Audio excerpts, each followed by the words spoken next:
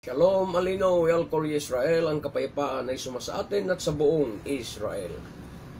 Ken ano yukulim lasot dabar ni gidhaimit, ilabiad haimit, sapagkat wala tayong magawa laban sa mga salitang katotohanan, kundi sa pagpanig sa katotohanan. Gaano ba kaimportante ang Shabbat? Sa Genesis chapter 1, sa linggo ng paglalang, itinuro na ng Elohim ang Shabbat. At ang Shabbat na itinuro dito sa Genesis chapter 1 ay hindi nakabase sa New Moon. Dahil walang New Moon na nakasulat doon sa Genesis chapter 1, mga kapatid.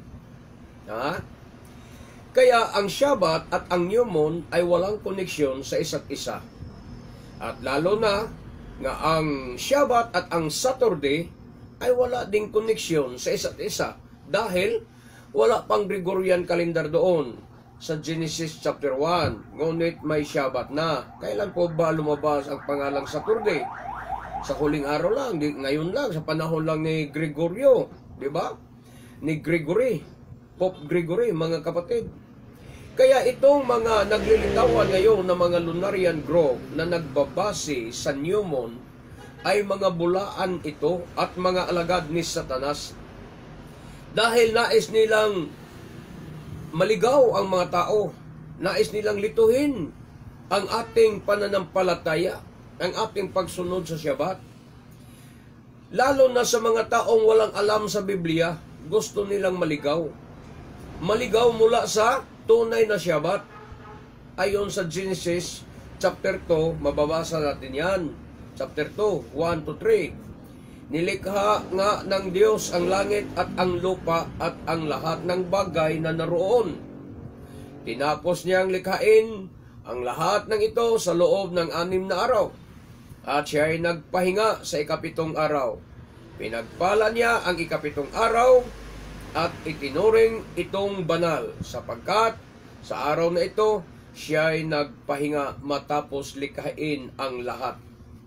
So, binasbasan mismo ng Elohim ang ikapitong araw at itinuring niya ito na banal, mga kapatid. Banal ang Shabbat, no? Hindi ito ordinaryo. Kaya kayo mga Kristiyanos, mag-isip-isip kayo dyan. Tama ba kayo na itakwil nyo ang Shabbat? Tama ba kayo na hindi nyo pinapansin ang Shabbat? Habang may panahon pa, mag-isip-isip kayo. O, pangalawang rason, ang Shabbat ay ginawa ito ng Elohim bilang tanda sa kanyang mga sambayanan. Ayon dito sa Exodus 31:12.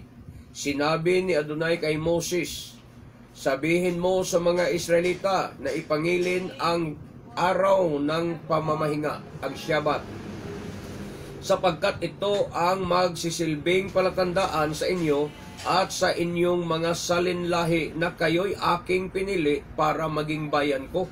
Kita niyo mga kapatid, ginawa pala niya ang Shabbat para maging palatandaan sa kaniyang mga pinili. So paano niyo ma-claim kayong mga Kristiyano na kayo ang pinili?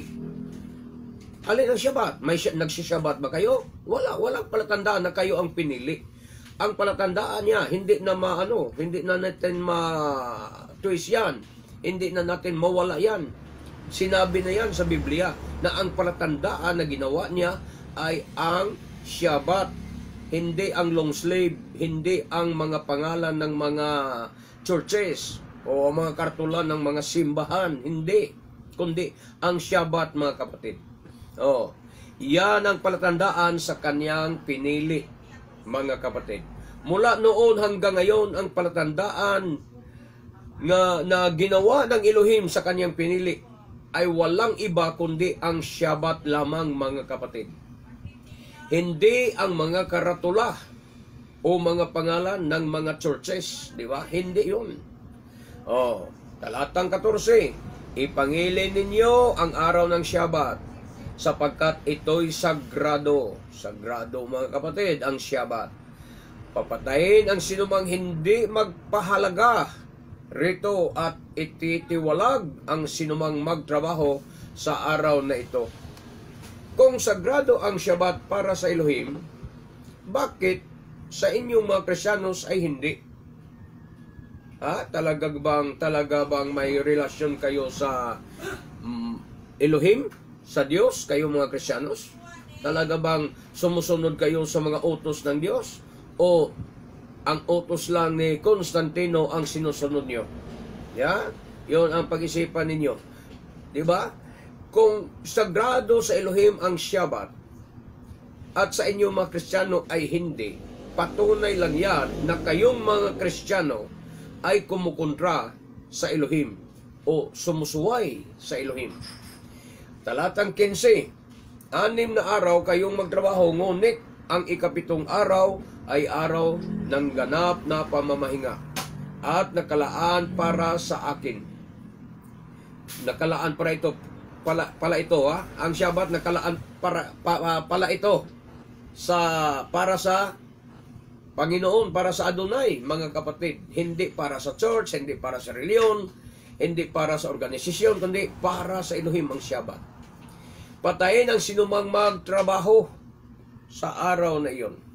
Ipangilin ito ng lahat ng iyong salinlahi bilang tanda ng tipan. Yan. Ano ang Shabbat? Tanda ng tipan. 17. Ito'y isang palatandaan. Ito'y isang palatandaan ko at ng bansang Israel. Yun ang nagbigay ng koneksyon sa Israel at sa Elohim, mga kapatid, ang Shabbat. Yan ang palatandaan na sila may relasyon. Yan ang palatandaan na sila may koneksyon sa isa't isa, ang Elohim at ang Israel. Yan ang tandaan niyo, mga kapatid. Kaya ang foundation sa Judaism, sa panampalatayang Hudyo, ito, Elohim, Torah at Israel. Yung Torah, nandyan ang Shabbat. Paano? Yan ang nagbigay koneksyon sa kanila, ang Shabbat. So kayo mga Kristyano, pag walang Shabbat, hindi kayo nagsasyabat, ibig sabihin, wala kayong koneksyon sa Diyos.